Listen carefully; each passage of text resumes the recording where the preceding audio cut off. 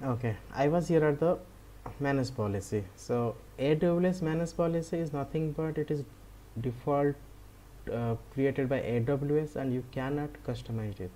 So when AWS manage policy uh, that is actually getting updated automatically by AWS, they roll out their policies and it's getting they push it to all the AWS accounts.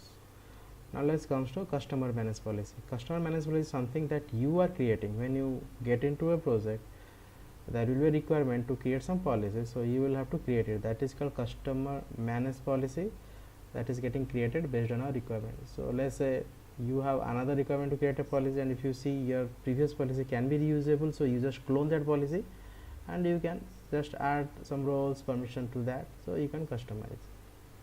Go to the next slide. What is federation? So that's what I told in my first slide. So when you want to give access to someone outside your AWS account, you need to define a role and then some attached policy to it. And federation access is of two types. One is cross account access, that I told you the example of the solution architect of the client side, and another one is the cross service access. Let's say you have a service defined and there is another also service defined. So the service A and service B, there are two services. To get the input to service B, to get some of the elements as an input service B, it requires the output of service A. So it will definitely call the service A. It will invoke the service A to get those details. So that is called cross service access. So service B have to have the access of service A so that it can invoke the service A and it can process further. So now let's talk about user a little bit. What is user? If the interview question will ask you what is user, you cannot say you are a user, I am a user who are using the AWS account. You cannot say like that.